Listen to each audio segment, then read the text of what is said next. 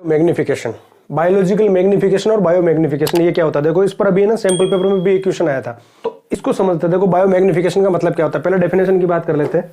The process by which the harmful and toxic substances enter the food chain and get concentrated in the body of living organism at each trophic level of a food chain. ठीक है, percentage या हम कह सकते हैं कि concentration, percentage और concentration of harmful chemical progressively increases at each trophic level. The process by which harmful and toxic substances enter the food chain, यानी वह प्रोसेस जिससे टॉक्सिक और हार्मफुल सब्सटेंस फूड चेन में इंटर कर जाते हैं। ठीक है, इंटर करना, और उसके बाद में क्या होगा, concentrated in the body of living organism at each trophic level of a food chain.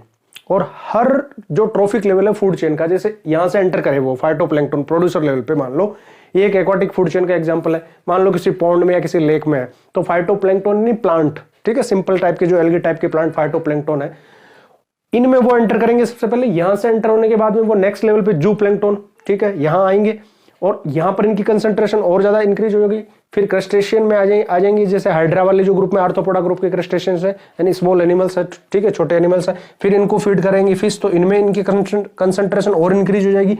और क्रेन, अगर मान लो फिश को इंक्रीज कर रही है तो इसमें सबसे हाईएस्ट कंसंट्रेशन यहां मिलेगी, यानी progressively increment, concentration progressively increases. जैसे अगर हम डीडीटी का एग्जांपल है, अभी सैंपल पेपर में भी जो डीडीटी वाला एग्जांपल आया था, डीडीटी क्या है, एक जो है ना इंसेक्टिसाइड्स है, एक पेस्टिसाइड्स है जो एग्रीकल्चर इंडस्ट्री में काम में आता है, एग्रीकल्चर में काम में लेते हैं, अभी तो वो बैन हो गया। जैसे मान लो उसकी परसेंटेज को हम पीपीएम में लेते हैं, मान लो कि यहाँ पर फाइटोप्लैंक्टन पर लेवल पर उसकी परसेंटेज है 5 पीपीएम, पार्ट पर मिलियन। ठीक है, ये इंक्रीज होगी और यहां पर आते आते जैसे ये है ना, ये 25 पीपीएम हो जाएगा यहां पर, और यही परसेंटेज जो है ना यहां पर आते आते 125 पीपीएम हो जाएगी, और यही परसेंटेज यहां आते आते 625 पीपीएम हो जाएगी। मतलब एक तरीके से मल्टीपल ऑर्डर में, ठीक है, मल्टीप्लाई हो रही है इनकी परसेंटेज कंसंट्रेशन, तो ये बायोमैग्निफिकेशन कहलाता है। अब ये जो हार्मफुल केमिकल है, जैसे पेस्टिसाइड्स है, इंसेक्टिसाइड्स है, हर्बिसाइड्स है, फंजीसाइड्स है, जो हम एग्रीकल्चर इंडस्ट्री में काम में लेते हैं, या जो इंडस्ट्रीज में जो काम में आने वाले कुछ केमिकल्स है जैसे पेंट वगैरह, तो उनमें जो हार्मफुल केमिकल्स है जिनका डिग्रेडेशन नहीं होता, देखो ये हार्मफुल केमिकल कैसे नॉन डिग्रेडेबल है, नॉन डिग्रेडेबल है, ठीक है, तो इनका डिग्रेडेशन नहीं होगा और रिलीज आउट नहीं होंगे बॉडी से। एक बार अगर ऑर्गेनिज्म की बॉडी में आ गए ना, तो एक्सरेशन में, यूरिन के साथ में या किसी भी प्रोसेस से ये रिलीज आउट नहीं होते, बॉडी से बाहर नहीं निकलते, बॉडी के अंदर ही जमा होते जाएंगे। इस वजह से इनकी परसेंटेज जो है ना हर बार इंक्रीज होती जाती है।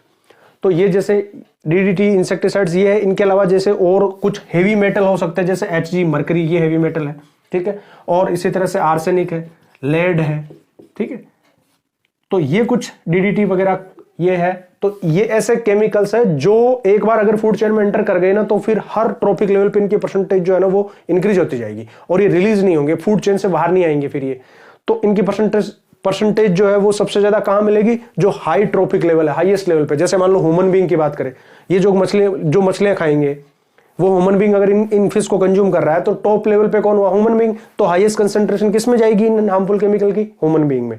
तो हाईएस्ट कंसंट्रेशन इसलिए ह्यूमन बीइंग में ज्यादा पाई जाती है। तो जो एग्रीकल्चर में जो जितने भी यूज कर रहे हैं ना, तो जैसे हम सब्जियां और फ्रूट्स की बात करें, अगर सब्जी फ्रूट्स को हम कितना भी धोले कर ले, तब भी कुछ ऐसे इंसेक्टिसाइड्स, पेस्टिसाइड्स उनमें है, हार्मफुल केमिकल्स है जो हमारी बॉडी में आएंगे, तो उनकी परसेंटेज बढ़ती जा रही है। अब ये कई बार ऐसा होता है कि इनकी वजह से ये हाईएस्ट लेवल वाले जो है ना, इनकी डेथ तक हो जाती है। जैसे हम कई बार देखते हैं ना कि किसी तालाब में जो है ना बहुत ज्यादा अगर पोल्यूशन है, झील में, तो बहुत सारी मछलियां मर जाती है। तो उनके मरने का कारण ये भी हो सकता है, एक बायोमैग्निफिकेशन भी, क्योंकि इनमें इनकी परसेंटेज कम होती है, तो ये तो सर्वाइव कर जाते हैं, लेकिन यहाँ आते आते परसेंटेज बहुत ज्यादा बढ़ जाती है, और जो हाई ट्रॉपिक लेवल वाले ऑर्गेनिज्म है उनको मरना पड़ता है उसकी वजह से। अब यहां पर एक क्वेश्चन ये बनता है कि भाई परसेंटेज इंक्रीज क्यों होती है, हाई जैसे जैसे यहां इतनी है तो इसमें इतनी क्यों नहीं, परसेंटेज इंक्रीज क्यों होती है। तो इसको मैं आपको समझाता हूं। देखो क्या होता है कि पहली बात तो ये नॉन बायोडिग्रेडेबल है, डिग्रेडेबल नहीं है, रिलीज आउट नहीं होते बॉडी से, तो एक बार जैसे आ गया ना बॉडी में, तो इनकी परसेंटेज इंक्रीज होती जाएगी। अब जैसे मैं आपको एग्जांपल बताता हूं, जैसे ये फाइटोप्लैंक्टन है, ये उस पानी में सबसे पहले, जैसे मान लो वो डीडीटी जो था वो एग्रीकल्चर में किसी खेत में काम में आया, वहां से वो वॉश आउट होके पानी के साथ में उस झील में या तालाब में आ गया पानी के साथ में, ठीक है, उसकी ये परसेंटेज है पानी में। अब देखो पानी में भी दिनों दिन जैसे जैसे और मान लो आ रहा है, उसकी परसेंटेज बढ़ती जाएगी, और ये इतना परसेंटेज मान लो 5 पीपीएम इसकी बॉडी में है।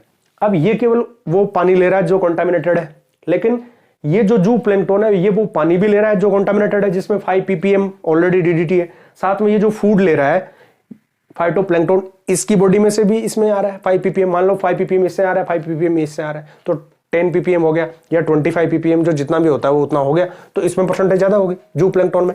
अब जू प्लैंक्टन को क्रस्टेशिया कंज्यूम कर रहा है, तो क्रस्टेशिया वो फूड ले रहा है जिसमें ऑलरेडी 10 ppm या 25 ppm DDT है।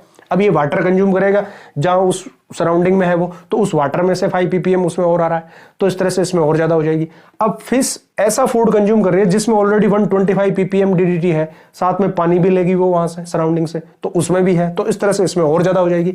अब इसमें और ज्यादा होगी, ये वो पानी भी पी रहा है कॉन्टामिनेटेड, ये वो फूड ले रहा है जिसमें इतना ppm है ना 625 ppm, तो इसमें सबसे ज्यादा परसेंटेज मिलेगी। इस तरह से इनकी परसेंटेज बढ़ती जाएगी, क्योंकि एक बार आ गया तो ये ना तो डिग्रेड होता है, ना रिलीज आउट होता है, ना एक्सक्रेशन से रिलीज होता है, ना रेस्पिरेशन से, किसी भी तरीके से, तो इनकी परसेंटेज जो है ना वो हाईएस्ट लेवल तक बढ़ती जाती है और सबसे ज्यादा परसेंटेज यहाँ पर होती है। इसलिए ह्यूमन बीइंग जो टॉप लेवल में आता है उसमें इसकी परसेंटेज सबसे ज्यादा होती है। तो ये फिनोमेना कहलाता है बायोमैग्निफिकेशन। ठीक है, so biomagnification is the process by which harmful, toxic and non degradable, non-releasable substance or chemicals enter in the food chain and get accumulated progressively at each trophic level, and their highest concentration is found at the highest top level or highest trophic levels. ठीक है, so highest percentage is found in human being. ये इसका एक reason.